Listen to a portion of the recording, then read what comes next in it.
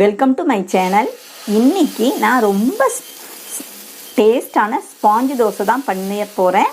வாங்க அதுக்கு என்னெல்லாம் தேவையான பொருட்கள்னு பார்க்கலாம்.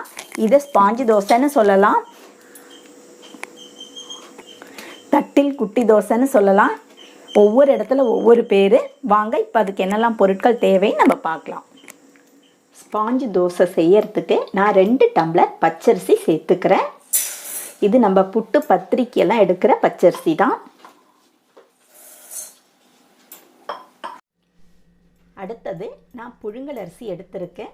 அதாவது இது கட்டிங் ரைஸு. நம்ம பொங்கல் உப்புமாக்கெல்லாம் செய்கிற அரிசி. நீங்கள் சாதாரண புழுங்கல் அரிசி தான், சாதத்துக்கு யூஸ் பண்ணுற அரிசி கூட நீங்கள் எடுத்துக்கலாம். ஆனால் இட்லி அரிசி எடுக்காதீங்க, அதுவும் நான் சேர்த்துக்கிறேன். இது ரெண்டையும் இப்போ நல்லா வாஷ் பண்ணிவிட்டு வந்துடலாம். இப்போ நம்ம தேவையான அளவு தண்ணி விட்டு ஊற வச்சுக்கலாம்.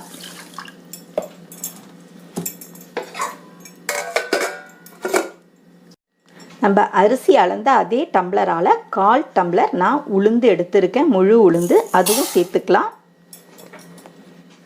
1 டேபிள் ஸ்பூன் நான் வெந்தயம் எடுத்திருக்கேன், அதுவும் சேர்த்துக்கிறேன். அளவு வந்து இந்த தோசைக்கு ரொம்ப முக்கியம். இதையும் வாஷ் பண்ணிவிட்டு வந்துடுறேன். இப்போ உளுந்துக்கும் வெந்தயத்துக்கும் தேவையான அளவு தண்ணி சேர்த்து அதையும் நான் ஊற வச்சுக்கிறேன். இது இப்போ அரிசியும் உளுந்துமா சேர்ந்து கரெக்டாக ஒரு 4 மணி நேரம் நல்லா ஊறணும். ஏன்னா இந்த தோசைக்கு ஊறுறதுலேயே ஒரு புளிப்புத்தன்மை வரணும். அதுக்காக தான் நம்ம 4 மணி நேரம் ஊற வைக்கிறோம். 4 மணி நேரம் ஆனதுக்கப்புறம் நம்ம அரைச்சிக்கலாம். உளுந்தும் அரிசியும் இப்போ நல்லா ஊறிடுச்சு. நம்ம அதில் இருக்கிற தண்ணியை இருத்துட்டு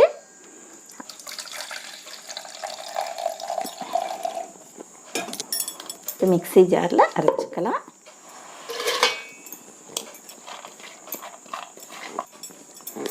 நம்ம எடுத்து வச்சு இந்த தண்ணி விட்டு நம்ம அரைச்சி எடுத்துக்கலாம்.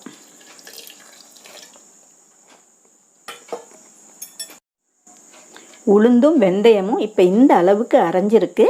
அதோட கூட நான் கல் உப்பு சேர்த்துக்கிறேன். அதாவது இந்த தோசை மாவுக்கு உள்ள உப்பை நான் இப்போவே சேர்த்துடுறேன். நம்ம இருத்து வச்ச தண்ணி பேலன்ஸ் இவ்வளோ தான் இருக்குது. அதையும் நான் இதில் சேர்த்துட்டு நல்லா நைஸாக அரைச்சி எடுத்துக்கலாம். உளுந்து ஊற வச்ச தண்ணி முழுக்க நான் விட்டு அரைச்சிட்டேன். இருந்தாலும் பத்தலை. பேலன்ஸ் உள்ளதுக்கு நான் 3 ஐஸ் க்யூப் சேர்த்துக்கிறேன்.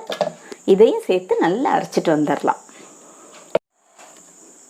இப்போ நல்லா அரைச்சாச்சு. நான் பவுலுக்கு மாற்றிக்கிறேன்.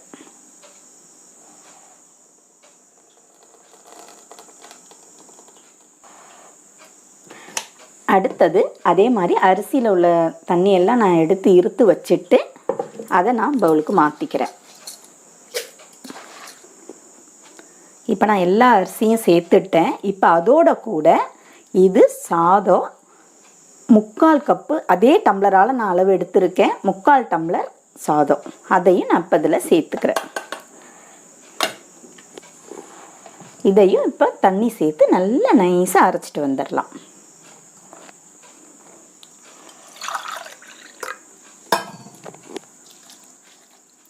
இப்போ இதையும் நான் அரைச்சிட்டேன். இதையும் இதில் சேர்த்துக்கலாம்.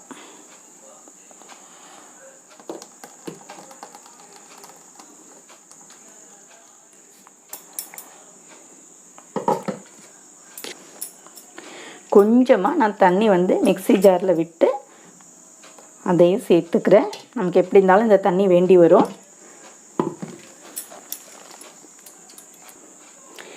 இனி கை விட்டுட்டு நல்லா கலந்து விட்டுக்கோங்க. கரண்டியாலெல்லாம் செய்யாதீங்க.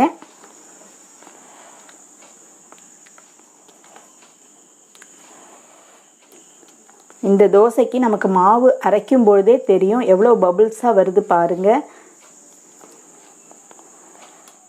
நம்ம சாதாரணமாக இட்லி தோசைக்கெல்லாம் அரைக்கும் போது கரெக்டாக 1.5 மணி நேரம் தான் ஊற வைப்போம். ஆனால் இந்த சாஃப்ட் தோசை ஸ்பாஞ்சு தோசைக்கு நம்ம அரைக்கும் போது மாவு வந்து ஊற வைக்கிறதுலையே பாதி புளிச்சிடணும்.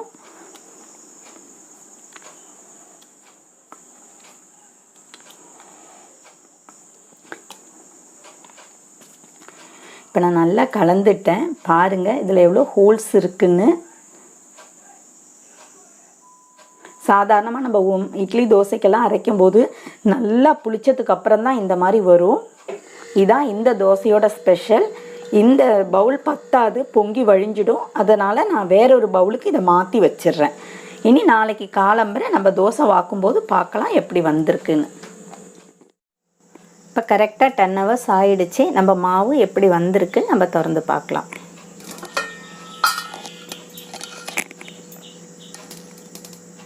சூப்பராக ரெடி ஆகிருக்கு. நல்லா கலந்து விட்டுக்கோங்க.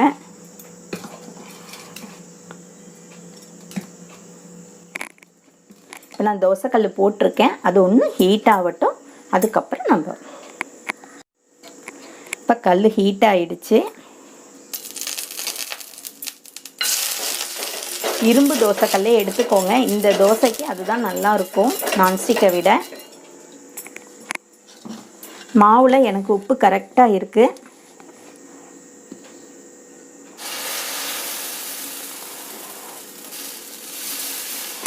ரொம்ப பெருசாக வாக்கக்கூடாது, இந்த அளவு தான் இருக்கணும்.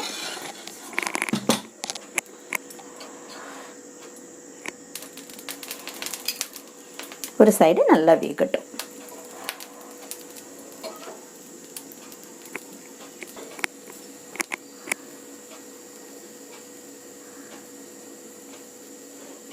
இந்த மாதிரி நிறைய ஹோல்ஸ் விழும் இந்த தோசையில்.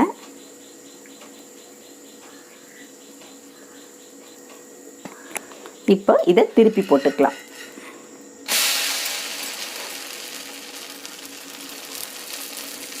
இந்த சைடு நல்லா வேகட்டும்.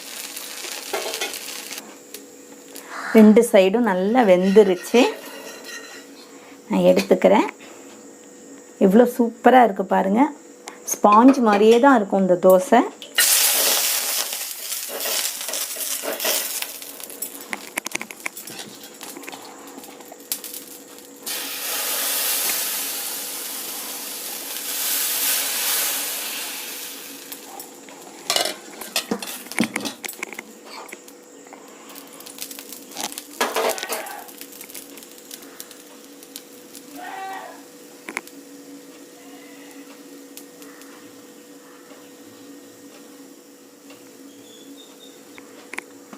அவ்வளோதாங்க, நம்மளோட ஸ்பாஞ்சு தோசை ரெடி ஆகிடுச்சு. இதே மாதிரி இதே அளவுகளோடு செஞ்சு பாருங்கள். இந்த தோசைக்கு அளவு ரொம்ப முக்கியம்.